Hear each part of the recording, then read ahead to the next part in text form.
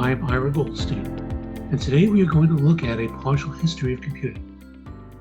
Later in the course, we will read about the people presented here as well as other people, and we'll be asked to view a more in-depth video about the history of computing.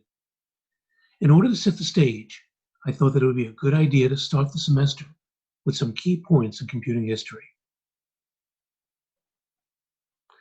It looks as if technology will continue to evolve rapidly for the foreseeable future. So the best way to predict the future is to look at where we have been, and then to see where we are going.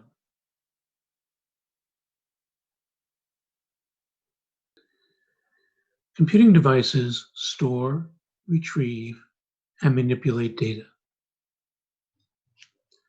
What might be the earliest form of a computing device? Well, how about a stone?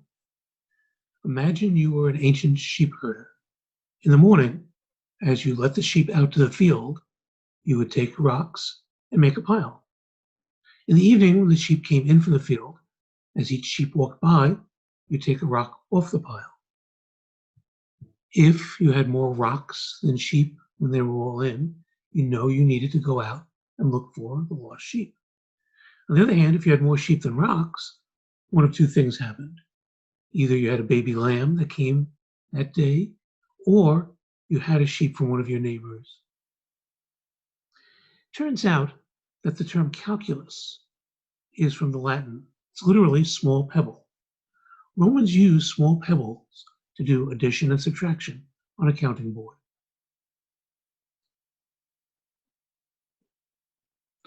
Logarithms were discovered by John Napier in 1614 as a means of simplifying calculations. William Orted took two sliding logarithmic scales and invented the slide rule. The slide rule has logarithmic scales. And if we line up two numbers, let's say the 4 and the 8, we'll see that we get 5, or in this case, 0.5. 4 over 8 gives us 0.5 as the answer. In 1642, Blaise Pascal invented the Pascaline, a device that used rotating numbers to do addition and subtraction. You're probably familiar with a variation of Pascal's Pascaline from automobiles. Think of the automobile odometer. When we go from all nines and rotate up, we then get to 0. Each number moves the number to its left, up by 1 when it completes. Joseph Marie Jacquard owned a factory that made patterned cloth. Traditionally, such designs needed a high level of skill. Jacquard's loom was controlled by a chain of punch cards laced together in a continuous sequence. Multiple rows of holes were punched on each card, with one complete card corresponding to one row of the design. Each hole determined if a given thread in the warp would be raised or lowered. This allowed the production of repeated, complicated patterns by less skilled labor. Charles Babbage was a man ahead of his time.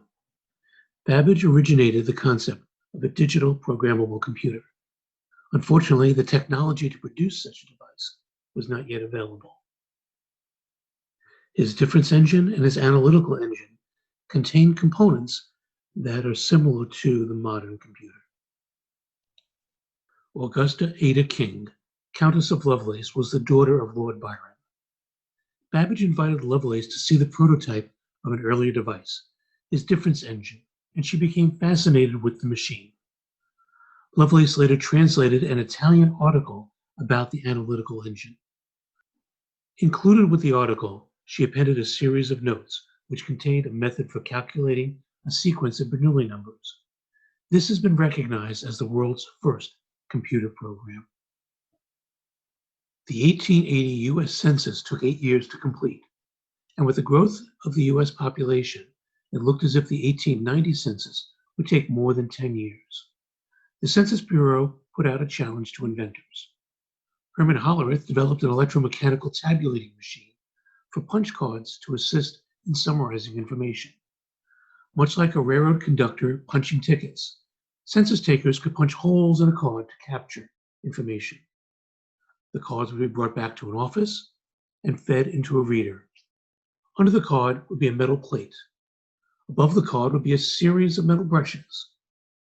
Wherever there was a hole, the brushes would make contact and would increase the counter. The increase would happen using an electromagnetic relay. An electromagnetic relay has a magnet powered by electricity, and whenever it was charged, it would pull a plate towards it and close a contact. Open and close. Think of binary, open and closed, 1 and 0. Electromagnetic relay. In 1911, Hollerith's tabulating machine company joined with 3 other companies to become IBM. Konrad Zuse was a German inventor.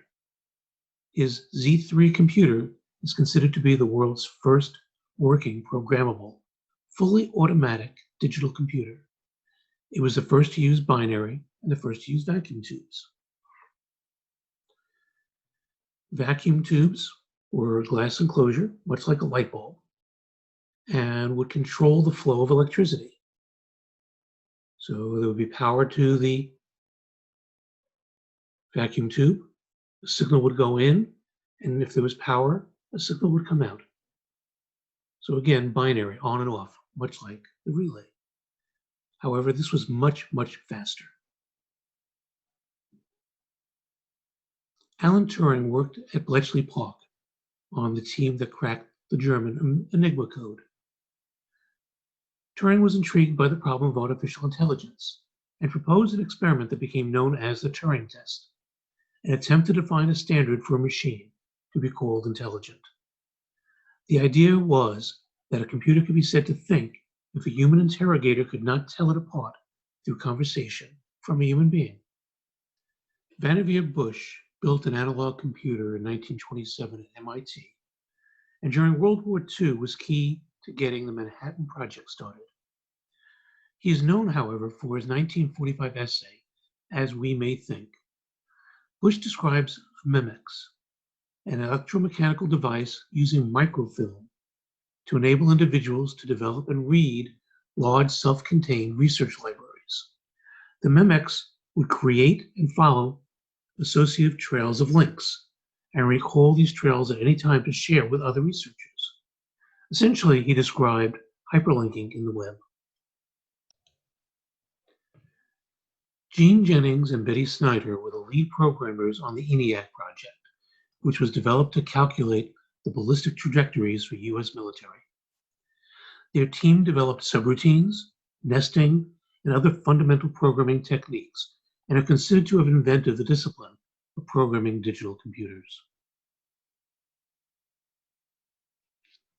The point contact transistor was the first type of transistor to be successfully demonstrated. Led by William Shockley, it was developed by research scientists John Bardeen and Walter Brayton at Bell Laboratories in December 1947. The development of a practical solid-state transistor allowed replacing vacuum tubes with a smaller device that consumed much less power. Vacuum tubes were much more prone to failure, transistors much more reliable. Grace Hopper was an American computer scientist and US Navy Rear Admiral. She was a pioneer of programming who invented one of the first linkers, which converted English terms into machine code understood by computers. She popularized the idea of machine-independent programming languages, which led to the development of COBOL, an early high-level programming language still in use today. Jack Kilby and Robert Noyce both independently developed the integrated circuit. The first prototype of an integrated circuit chip was developed at Fairchild Semiconductor by Robert Noyce. Jack Kilby of Texas Instruments patented the principle of integration, creating the first prototype integrated circuit. An integrated circuit takes a large number of tiny transistors and packs them into a small chip. The result is that circuits are orders of magnitude smaller, faster, and less expensive than those constructed by discrete electronic components. Initially, integrated circuits contained just a few transistors, but modern integrated circuits contain billions of transistors. Douglas Engelbart is considered the founder of the field of human-computer interaction. What has become known as mother of all demos essentially demonstrated almost all of the fundamental elements of modern personal computing: windowing, hypertext, graphics, video conferencing, the computer mouse, word processing, and a collaborative real-time editor back in 1968. While working at AT&T's Bell Labs, Dennis Ritchie and Kenneth Thompson began the development of the Unix operating system. Unix and its derivatives can be found in everything from cars and cell phones to submarines and watches. That's it for this very partial history of computing. If you want to find out more, in addition to things that are in the textbook, I would recommend The Innovators, how a group of hackers, geniuses, and geeks created the digital revolution by Walter Isaacson. The other recommendation that I have is Pioneer Programmer, Gene Jennings Bartik, and the Computer That Changed the World.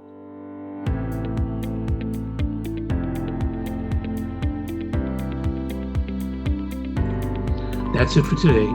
Let me know if you have any questions. Be well.